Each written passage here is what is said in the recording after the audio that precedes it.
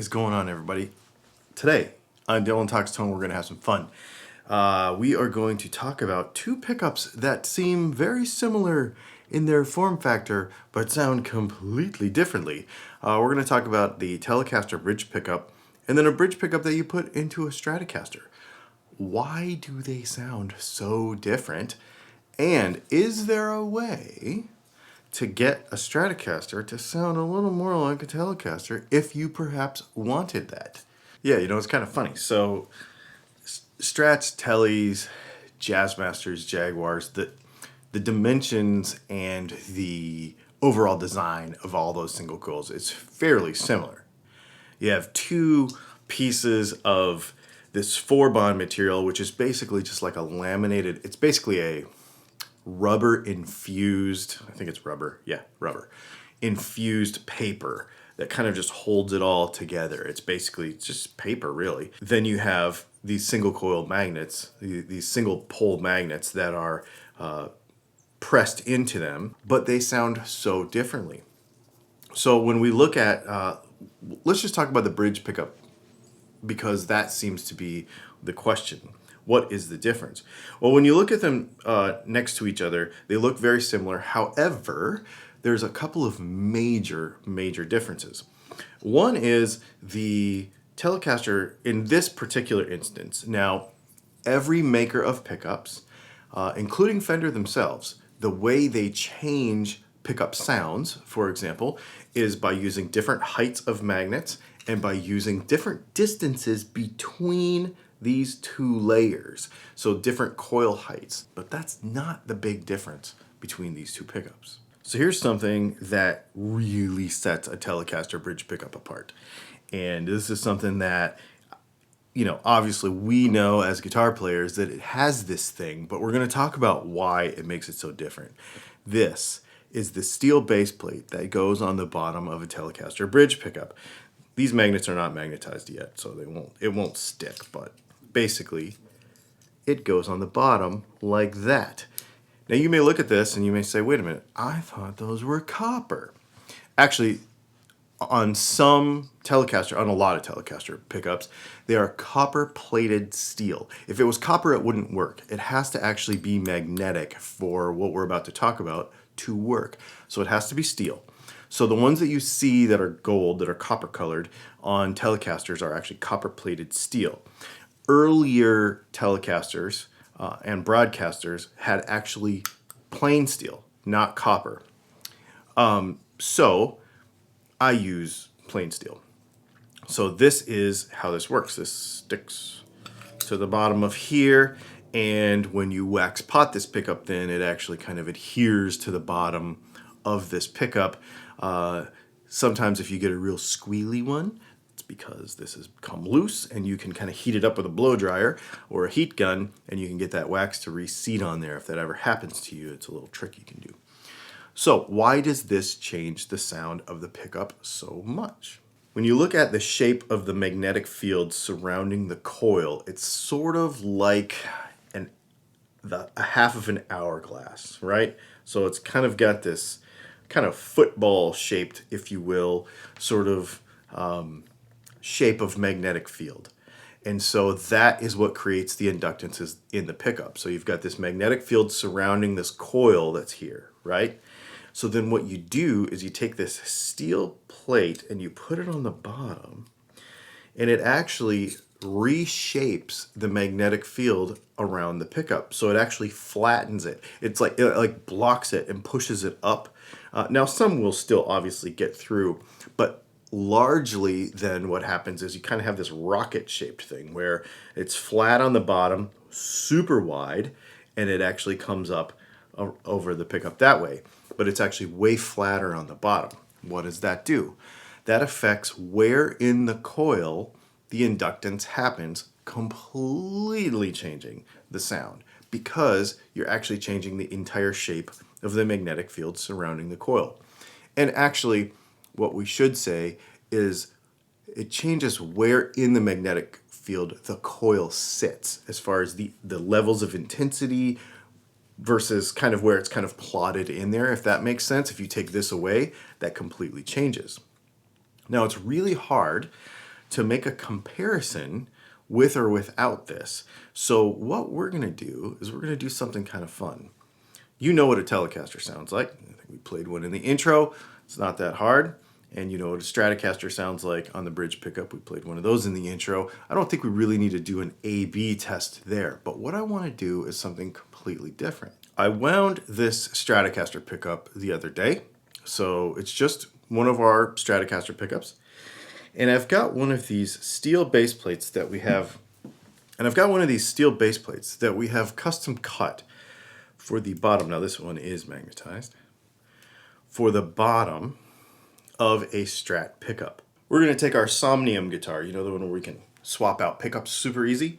And we're going to put that pickup in our Stratocaster module here so that we can play back to back and put that metal plate on and off that pickup and hear the sound kind of back to back. And so this would be kind of cool. So you can hear what a Strat pickup sounds like with a metal plate on the bottom.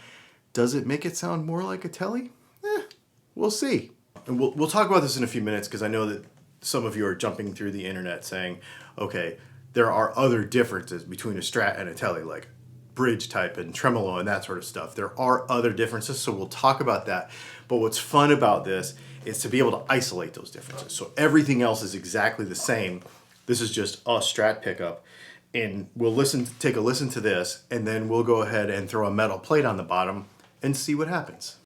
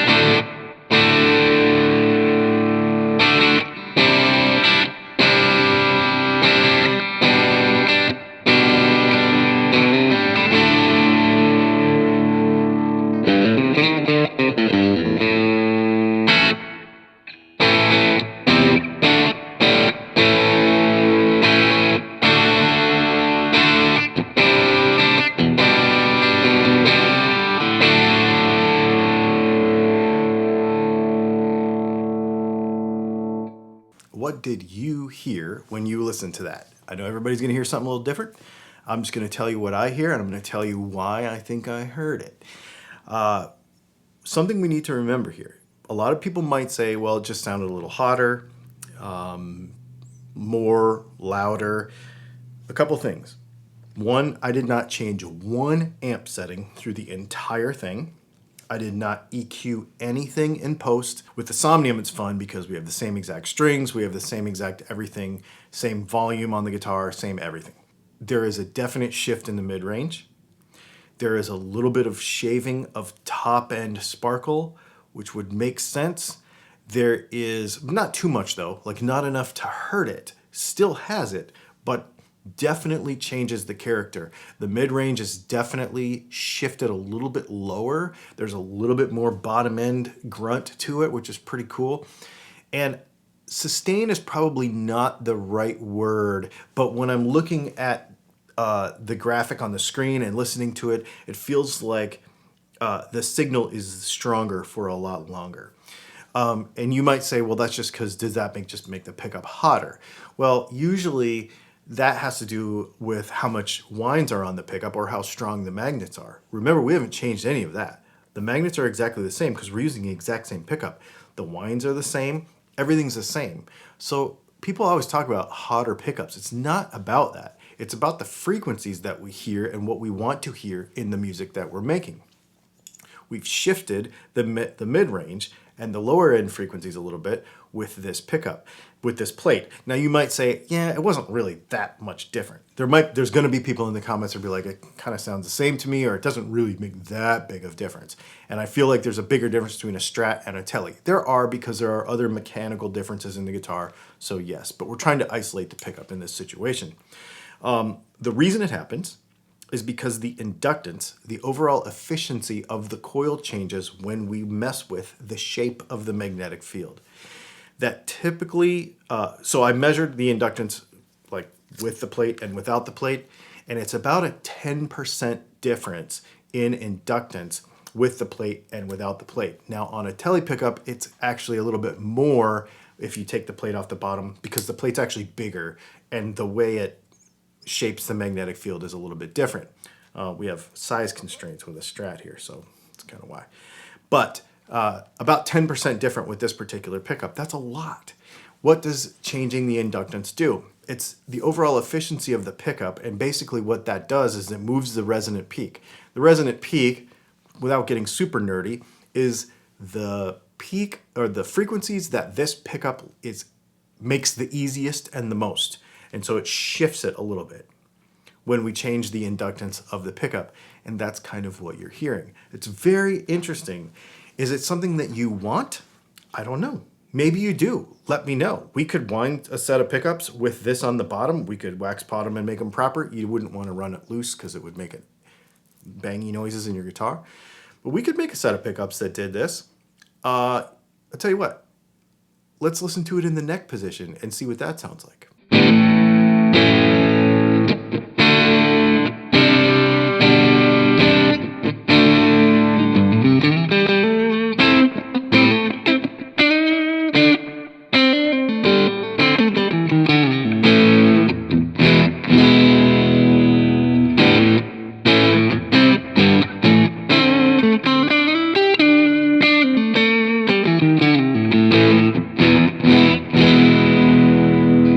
We didn't do an A-B there, but it definitely does the same thing. It's an interesting sound. I really, really like it. Would you want that in your guitar?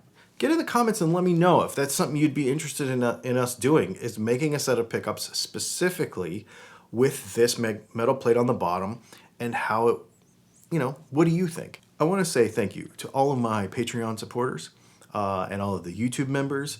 We are going to have a live Patreon hangout and talk about wiring tonight. You can go to patreon.com/DylanTalksTone and you can sign up there for that live hangout on Zoom. Bring a guitar that has a problem, whatever you want to do. You can sign up for that today. In the comments below, I'll leave a link to the Patreon where you can go do that.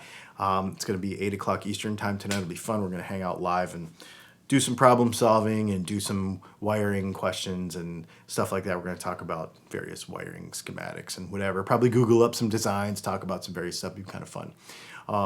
That is really what makes all of the reviews and guitars and products and stuff that we do on this channel possible, because we don't get a lot of free stuff from the industry because of, I say stuff sometimes that they don't like. So we really appreciate the Patreon and YouTube member supporters and everybody that uses the little super thanks thing down there and all that kind of stuff. I really appreciate it all. Thanks for hanging out, and we will see you for tomorrow's podcast.